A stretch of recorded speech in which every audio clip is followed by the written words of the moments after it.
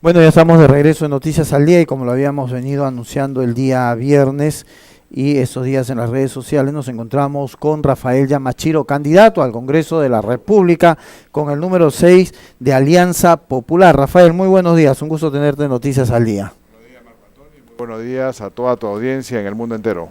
Muchísimas gracias, Rafael. En uno de los puntos de los 6 puntos principales que tienes tú dentro del ofrecimiento para el Congreso es el gas barato. Tienes la experiencia de cómo hacerlo, Pisco te dio el espaldarazo en ese sentido, pero ¿cómo vas a hacerlo para que esto sea a nivel nacional? Mira, una de No las vayas cosas... a caer en el populismo de Ollantumala, decir el gas a 14 soles, hoy día es el gas más caro de América Latina. ¿No? Fíjate, ve que Ollantumala lamentablemente no hizo las cosas de manera correcta. Si él hubiera insistido en la instalación domiciliaria del gas natural, las familias hubiesen estado pagando por recibo de gas al mes 10 soles, cosa que es lo que hoy día pagan las familias en Pisco, de 10 a 12 soles. Entonces, ¿qué es lo que ocurrió en esa experiencia? Hay que recordar que Pisco fue devastada por un desastre natural, tanto terremoto como tsunami, originaron mucho daño en la ciudad de Pisco. Lo que nosotros estábamos proponiendo es que esta experiencia pueda replicarse. ¿Qué aspectos fueron los que trabaron el desarrollo de la instalación de gas natural? Bueno, para empezar, las municipalidades tenían diferentes tupas, es decir, para que las empresas de gas instalara las tuberías por las avenidas y por las calles y por las conexiones domiciliarias, las tarifas que habían establecido las municipalidades de diferentes distritos eran diferentes y todas dispares y cada cual más cara que la otra. Entonces, había allí una barrera administrativa y una barrera económica que había que superar. Esto se solucionó no a través de la ley, sino a través de la gestión. Tuvimos que, con la población, con los necesitados y con los medios de comunicación, conversar con las diferentes autoridades para decirles lo importante que era cambiar la matriz energética en Ica, en la región. Y llegar a un consenso general. Se llegó a un consenso y hoy día Ica es la región que tiene más cobertura de gas domiciliario instalada a nivel regional. Entonces, lo que nosotros tenemos que hacer es cambiar esa legislación para que exista solamente un TUPA a nivel nacional, de manera de que las empresas distribuidoras de gas puedan ver en ello un incentivo y una facilidad para instalarse y operar las regiones del Perú. Ahora tú estás hablando del TUPA y mira, y esto trae a colación algo muy importante. Ayer en la noche conversaba con unos vecinos del distrito del Rima, donde prácticamente les ha destruido el alcalde desde hace más de 8 meses las pistas, las calles, ha matado árboles. Entonces esto lo hace el alcalde de Rima, que es Enrique Peramás. Entonces, ¿qué pasa? La gente ayer me decía, oye, pero ¿por qué en San Isidro construyen y no hacen todo esto que parece una guerra? ¿Por qué en Miraflores y por qué nosotros los distritos populares tenemos que comernos todo esto que hacen los alcaldes? ¿Por qué no se uniforme o por qué no hacemos de una manera uniforme el trabajo de las municipalidades? En una municipalidad te cobran, el TUPA dice que hay que cobrarte por transporte 1 sol, en la otra dice que hay que cobrarte 50, en la otra dice que hay que cobrarte 10. Exactamente. ¿Por qué tanta diferencia?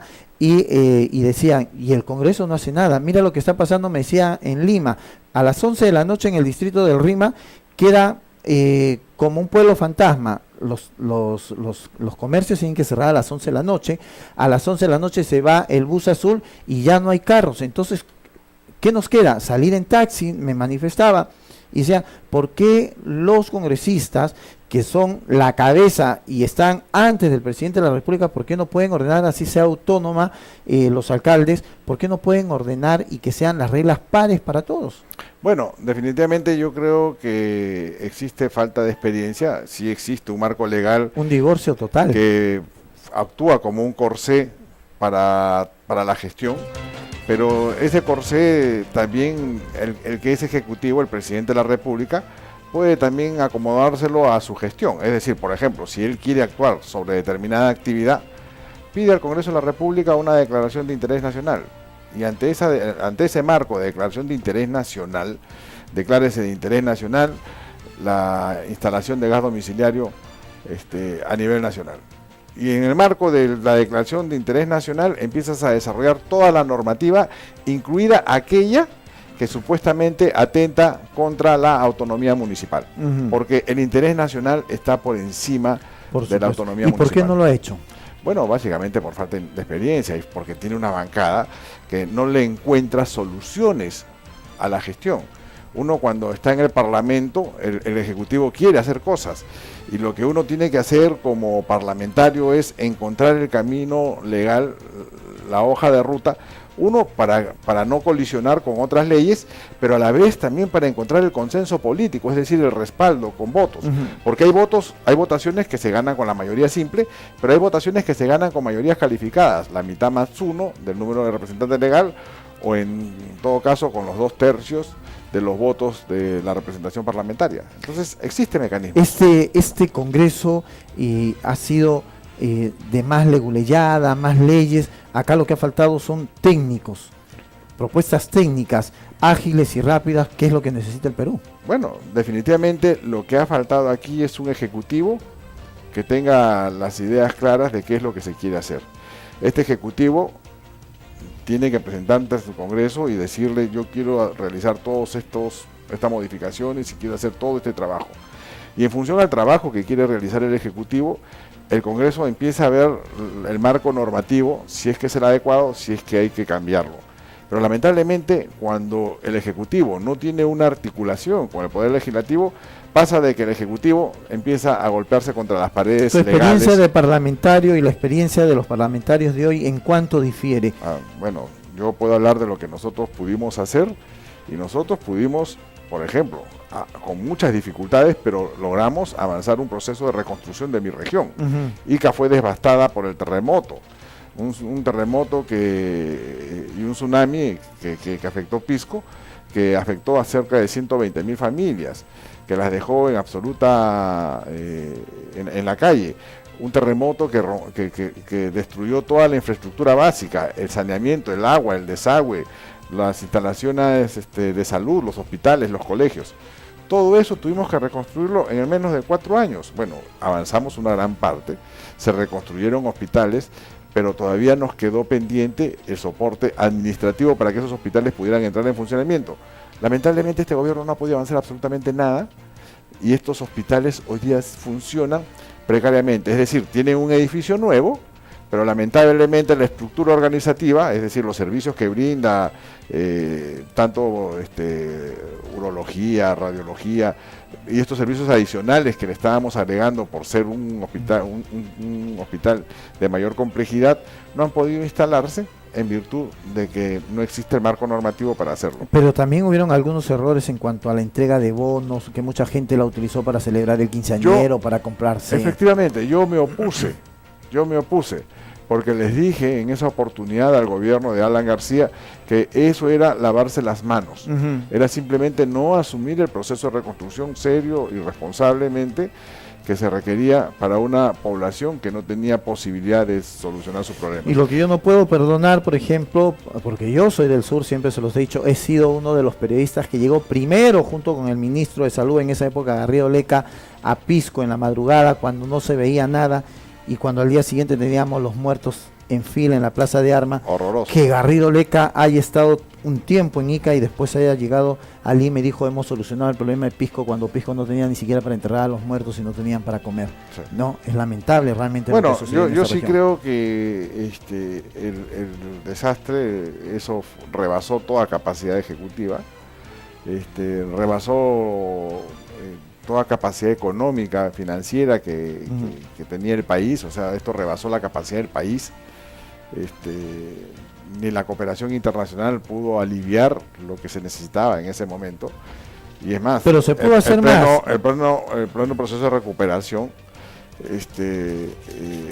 va a ser todavía mucho más largo. Claro, pero ahora, se pudo hacer más, porque si tú recordarás, Rafael, recordarás y es nuestra casa.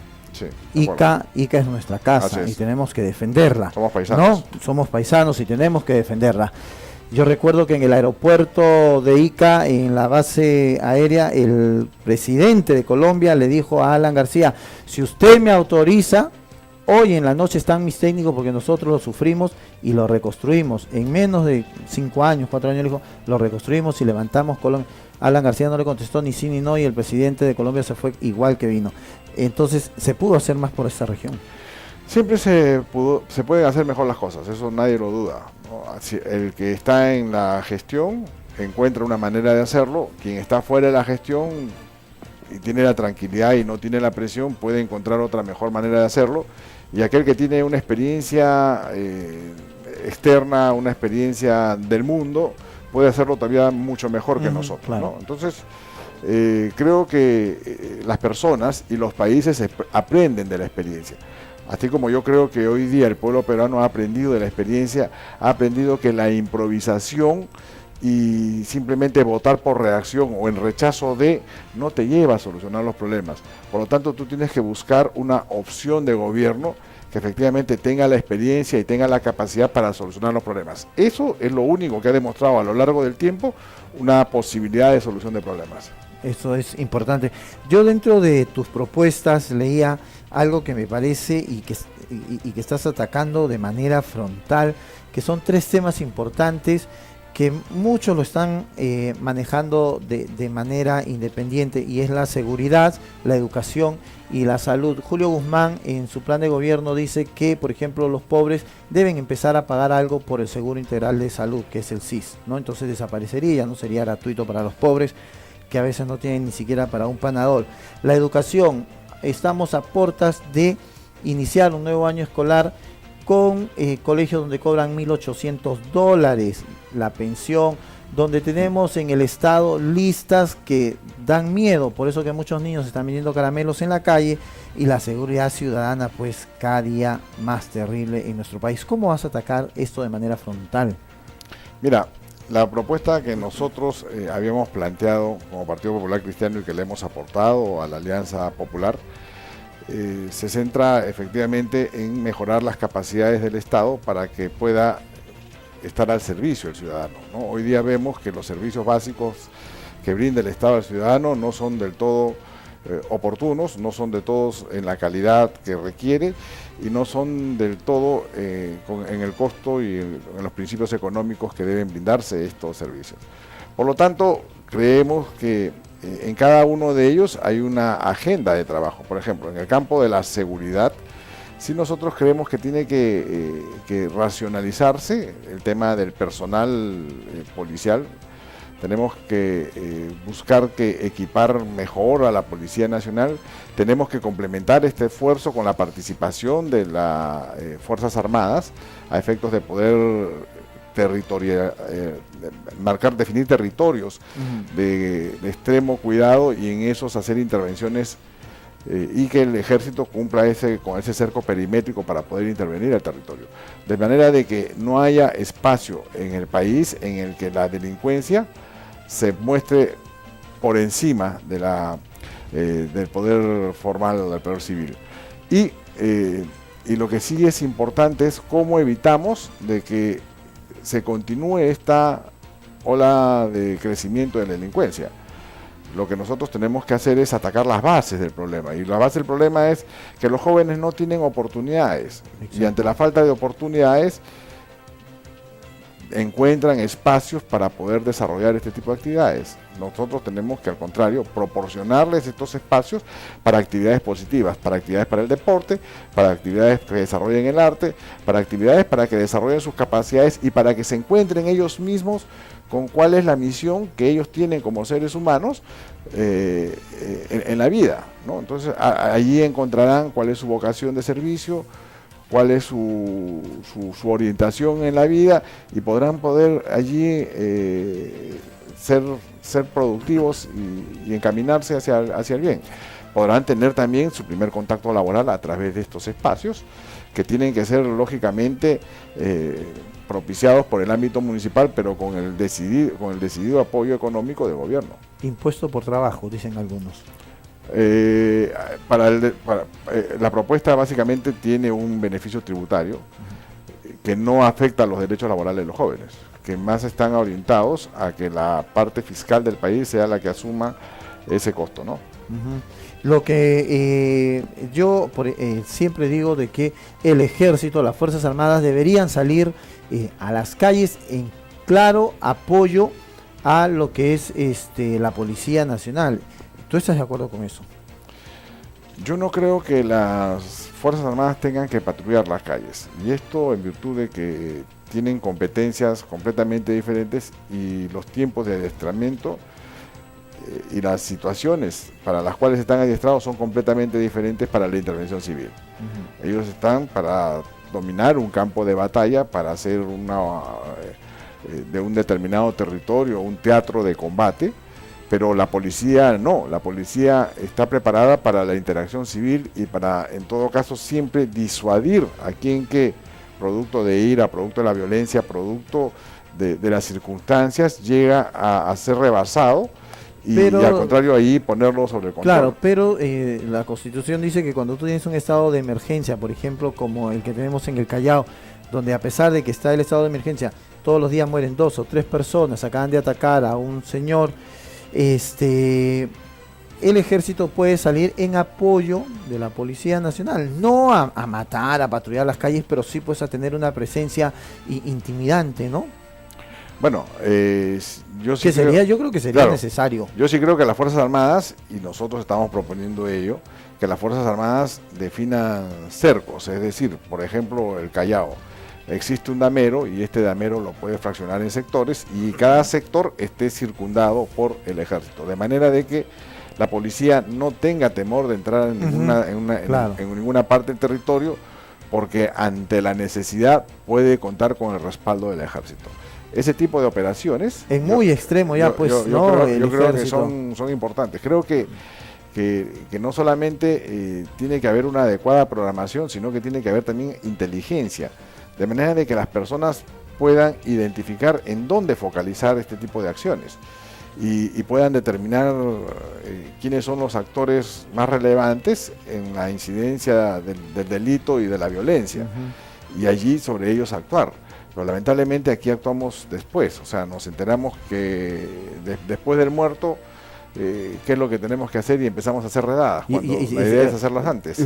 Ese gobierno da la impresión, Rafael, de que estuviera trabajando tipo el Panadol, nada más, ¿no? Una vez que ha sucedido esto, toma tu Panadol para que te pase la fiebre o te calme el dolor, pero no hay un antes, no hay un durante y no hay un después. Y yo digo, ¿dónde están pues estas oficinas de que tienen todos los ministerios, que son las de conflictos sociales? O sea, ninguna funciona. Mira, yo sí creo que este es un tema ya de modelo de desarrollo, modelo de pensamiento y modelo de gestión. Que no ha habido. Que lo hay, pero que definitivamente no es lo que el Perú necesita. O sea, el Perú no necesita una improvisación más. El Perú lo que necesita es retomar el modelo de desarrollo que había logrado que el Perú crezca a niveles del 9-8%. ¿Y por qué? Porque finalmente cuando el Perú crece al 9 o 8% se generan por cada punto porcentual 100.000 puestos de trabajo según un periodo de gobierno. Y si estamos hablando de 9 puntos, estamos hablando de 900.000 puestos de trabajo. En 5 años son 4 millones de jóvenes, claro, que podrían incorporarse al... Pero no vamos a crecer, según los estudios, no vamos a crecer ni siquiera al 3%. Claro. Ayer Alan García decía en una entrevista que estaba viendo en la noche, y decía, vamos a crecer al 6%. Sí. O sea, ¿cómo se va a hacer esto? Mira, en los primeros 100 días se aplica el plan de gobierno, de manera de que un plan de gobierno, un plan ejecutivo de emergencia, en el que todos los proyectos de inversión comprometidos que hoy día tiene el país, si todos se ejecutan en los plazos programados, implicaría un crecimiento del 4,5% al año. Y el otro 1,5% después de los 6 meses, cuando la población vea que efectivamente se han ordenado las normas, se han definido, se han eliminado todas las barreras burocráticas, se está mejorando el diálogo con la población. Fíjate, un diálogo preliminar de manera de que se puedan mitigar los impactos negativos y el impacto que tiene toda actividad humana, porque a la vida misma tiene un impacto en el medio ambiente, pero hay que mitigarlo. Si nosotros hacemos que todo esto ocurra en los tiempos pertinentes, el Perú llega a recuperar un nivel de crecimiento en estos 100 días y en estos 6 meses, y que estaríamos hablando a enero aproximadamente, tendrías también que atacar de manera frontal la delincuencia para poderle dar el apoyo a todas las empresas que quieran realmente trabajar, invertir, no solamente las nacionales sino las extranjeras. Sí, definitivamente ahí tiene que haber una labor de contrainteligencia muy aguerrida, muy eficaz, muy focalizada y muy intensa, ¿no? Pero lo que sí es importante es que nosotros logremos recuperar el nivel de crecimiento. Y ese nivel de crecimiento, lo único que lo podríamos recuperar es cuando desde el Congreso se pueda presentar toda esta plataforma legislativa que permita que las inversiones ya comprometidas puedan ejecutarse. Allí tenemos 4,5%. Esto puede incentivar a que otras industrias o otros empresarios puedan ver que el Perú se está ordenando y podamos llegar a captar del mundo un mayor adicional de inversión. Y esto va a ser un trabajo duro, porque mira, Ollantumala, por ejemplo, les ha causado tanto temor a los empresarios extranjeros que hoy día todos están apuntando entre Ecuador y Bolivia. Así es. ¿No? Entonces, y mira lo que está pasando con el gas, que es tu tema, con el gas en Ecuador, con el gas en Bolivia, con las empresas en Ecuador y Bolivia, que el Estado ha llamado a todos los empresarios extranjeros y les ha dicho, bueno, vamos a concertar, ¿no? Así es. Vamos a revisar los tratados, vamos a revisar los convenios, las firmas que tenemos, y el Perú puede hacerlo, porque acá se están llevando la materia prima, se están llevando el 80-90% de nuestro producto, y al Perú le están dejando el 10% o el 20% de lo peor. Lo que sí es cierto, y por eso te decía yo que esto es un tema de modelo, y el modelo que quiso imponerse, que se está imponiendo en el país y que chavista. Es un modelo chavista. Un modelo chavista, ¿no? Lo ha definido y lo has identificado. Y es más, y este modelo chavista está impactando en la política. Tanto así que hoy día el chavismo presenta propuestas políticas en función al público objetivo. Claro. ¿No? Y es como en Venezuela, uno presenta y hay 10 o 12 candidatos del chavismo, 10 y 12 listas parlamentarias del chavismo, y estas 10 opciones políticas diferentes, unas están alineadas con el sector empresarial, que en el caso peruano vendría a ser Julio Guzmán, otras están enfocadas con los segmentos sociales más deprimidos y que tienen muchas necesidades, con una política clientelar, y en este caso lo representa César Acuña, y otros están enfocados por el propio oficialismo, como el caso de Daniel Urresti con el Partido Nacionalista. Los tres frentes para mí confluyen en la propuesta nacionalista, y los tres frentes para mí van a, después de las elecciones, a articularse para poder continuar siendo la plataforma de retorno del chavismo. El chavismo, pero, si creen que el chavismo ha muerto, están equivocados. Aquí, pero ¿por qué no se dan cuenta? Mira, la izquierda cayó en el mundo, o sea, en el mundo donde todo el mundo era izquierdista, en la parte de, sí, ¿no? Se recompuso. Ya se recompuso, nadie habla de la izquierda. Ahora, el nacionalismo, mira el ejemplo que se ha tenido del nacionalismo, por ejemplo, en Venezuela, desastroso. Hoy día la gente se mata por un pan, se mata por un kilo, o ni siquiera un kilo, por un cuarto de arroz o un cuarto de azúcar. Entonces, ¿por qué no darse cuenta? Hoy día dicen que Julio Guzmán responde a la necesidad de que la gente no quiere a Keiko. Hoy día todo el mundo dice que se responde al hecho de César Acuña porque hay dinero y hay mucha gente pobre en el país. Entonces estamos respondiendo ante necesidades y no ante el hecho de que el Perú necesita un crecimiento. El Perú ya no aguanta un mal presidente. Otro gobierno desastroso. Ya no aguantamos imposible. Otro gobierno desastroso, porque vamos a pasar a ser ¿qué? Sí. Por eso yo creo que el tema es de tomar conciencia de que el ciudadano tiene que saber elegir. Por ejemplo, cuando una familia tiene un problema de salud, ¿no? Un miembro de la familia, fiebre, vómito, diarreas, convulsiones, sangrados, uno lo lleva a la posta médica. ¿Quién prefiere que lo atienda? ¿El médico? ¿El vigilante, el enfermero o el médico? ¿no? Y además, aquí hay médico hasta con título comprado. Entonces, ¿qué tipo de médico quieres tú que lo atienda? Tú quieres que lo atienda el médico especialista con mayor experiencia del hospital. ¿Por qué? Porque se trata de la vida. Bueno, igual ocurre en el gobierno de los países. El médico con título comprado es Acuña. Yo no he dicho eso. No sé. Por eso te pregunto, ¿no? Puede ser. Pero a lo que voy es que hay que empezar a tomar las cosas con responsabilidad y con sentido de temporalidad. Es decir, tenemos que transitar hacia el nuevo país, hacia el país que nosotros queremos, y para ello tenemos que buscar lo mejor, el mejor equipo. Entonces, tratar de anclarnos a simplemente sentimientos de rechazo, porque lo que nos quieren llevar es a votar nuevamente en contra de, porque como Keiko está muy grande, tenemos que votar en contra de Keiko, y el que está mejor en contra de Keiko es esto. No, no tenemos que, el enemigo no es Keiko, el enemigo es la pobreza, el enemigo es el retraso económico que el país ha sufrido, el enemigo es el modelo que nos han puesto con anestesia, porque el modelo chavista se ha impuesto en el país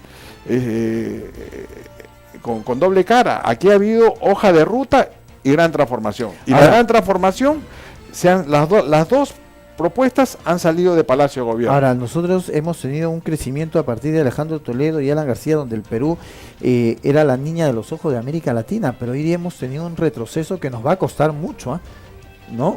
Sí, hemos tenido un retroceso para volver a ser estar en el top de América Latina. Nos va a costar, o sea, aparte del crecimiento que tú estás hablando en 6 meses y todo, nos va a costar demasiado. Siempre todo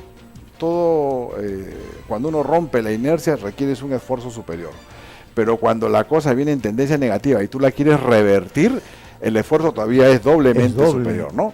Entonces, estamos en esa situación, estamos en una reversión del crecimiento económico, una regresión, el crecimiento económico cada vez es menor, y nosotros tenemos que revertir esa situación.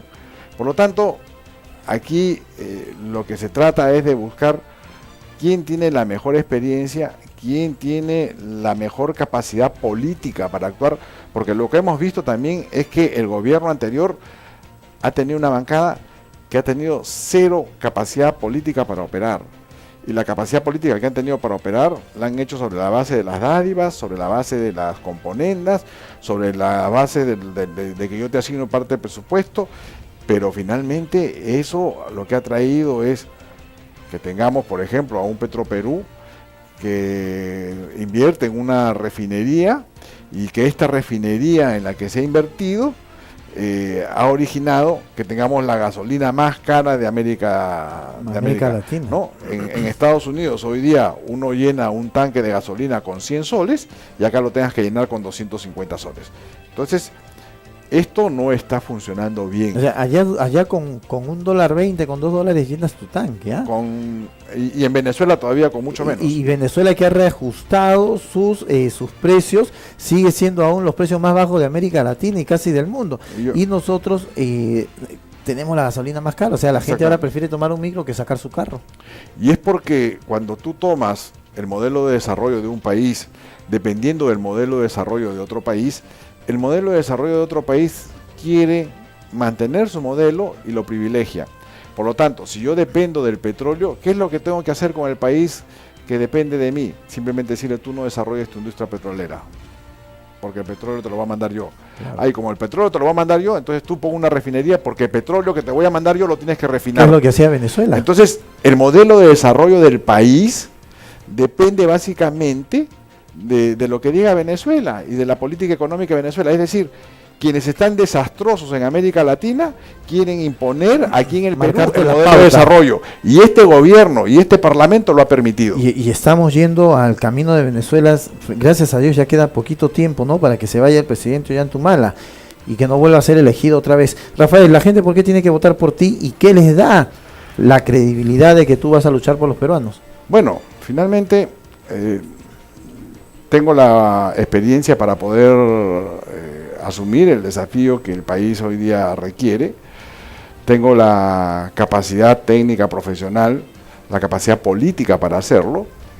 Tengo además un empeño a prueba de balas que que me ha forjado la participación política y sobre todo, lo más importante, tengo el conocimiento de las realidades del país, de los sectores populares, de los sectores más pobres, de aquellos que quieren títulos de propiedad, de aquellos que quieren agua, de aquellos que quieren desagüe, de aquellos que se vieron frustrados porque pensaban de que el gas podía ser barato con el desarrollo gasífero del Perú y que por lo tanto nosotros tenemos que volver a enganchar esa población para impulsar el desarrollo gasífero en el Perú, proporcionándoles el bienestar y el beneficio del gas barato a través de las conexiones domiciliarias. Porque tengo la experiencia de haber apoyado en la reconstrucción de una región como la que es mi región, la región de Ica, con muchas limitaciones, pero a pesar de ello haber podido sacar adelante la reconstrucción de hospitales, la reconstrucción de viviendas, la reconstrucción de obras de saneamiento de agua y desagüe. Y tengo la capacidad de poder articular en esa oportunidad con los diferentes alcaldes de los diferentes distritos para que todas estas obras salgan adelante. Todo esto está documentado en el propio Congreso de la República, en los informes de gestión que yo he realizado durante los 5 años, en los que he puesto cada una de las gestiones que he venido realizando para impulsar el desarrollo de mi región. Eso lo quiero realizar para el Perú entero y sobre todo para Lima en esta oportunidad que me presento por Lima. ¿Podrías desarrollarte en un ministerio? Bueno, depende de la población peruana, si nos da el apoyo y el respaldo para poder sacar adelante el país, ¿no? 60 segundos para que te dirijas a todo el pueblo peruano y a los amigos que están en el extranjero. Mire, a todos aquellos que tuvieron alguna oportunidad que salir del país porque no encontraron las condiciones para desarrollarse aquí. Quiero decirles de que el Perú es un país de muchas oportunidades, pero para que estas oportunidades puedan nuevamente ponerse en valor y sean disponibles para todos, tenemos que hacer unos cambios tanto en el marco legal como en el sistema político. Esos cambios no van a ser posibles si no contamos con tu apoyo y con tu respaldo. Esta es una cruzada por recuperar no solamente la democracia en el país, sino un sistema político que funcione y que responda a las necesidades de la población. Por ello, el Partido Popular Cristiano, un partido con 50 años de vida institucional, y el Partido Aprista Peruano nos hemos unido. Algo que para el mundo entero resultaría incomprensible, para los peruanos al menos resulta incomprensible, pero en el mundo entero ya se ve cómo la democracia cristiana y la socialdemocracia se encuentran para solucionar los problemas del país, de sus países. Ahora lo estamos haciendo para solucionar los problemas del país. Apóyennos en este esfuerzo, ayúdennos en esta contienda, transmitiendo este mensaje, pidiéndole a los amigos, vecinos, compañeros, esta preocupación, esta reflexión de lo importante que es tener un gobierno con experiencia, con capacidad para poder revertir la situación del país. Espero que todos nos apoyen y que nos acompañen en este esfuerzo que vamos a iniciar, que lo hacemos con fe y con esperanza porque sé que contamos contigo. Muchísimas gracias a Rafael por haber estado con nosotros. Que siga pues la campaña dura, ¿no? Está muy dura la campaña. Gracias, Marco Antonio. Así como dicen los jóvenes, está dura la calle y la campaña está muy dura, ¿no? Y lo que fastidia mucho es el hecho de que se tenga pues de que estar bregando en esto con candidatos que tienen procesos delincuenciales abiertos y todo esto. Es peligroso, ¿no? Nosotros somos un partido político que pasa por filtros internos. No quiere decir que seamos infalibles en el proceso de selección, porque en toda organización humana hay gente buena y gente mala. Pero estamos delincuenciando nuestras campañas electorales cada vez más, ¿no? Y es lamentable. Eso es lamentable, ¿no? Yo estoy en esa campaña y alineado con el esfuerzo que estás realizando tú de poder depurar este proceso. Exacto, tenemos que dejarle a los jóvenes no un mañana, tenemos que presentarles un hoy realmente coherente de lo que hablamos y lo que decimos, ¿no? Y si decimos no más delincuencia, tenemos que comenzar pues por las cabezas. Muchísimas gracias. Ha sido Rafael Yamachiro con el número 6 de Alianza Popular. Ya saben ustedes, si quieren darle su voto a Rafael, lean las propuestas, lean sus propuestas, son muy buenas. Yo no les digo que vote por él. Ajá. Yo no pongo las manos a fuego por nadie, pero hay que leer las propuestas siempre. Muchísimas gracias. Una pausa en Noticias, primera edición, y volvemos.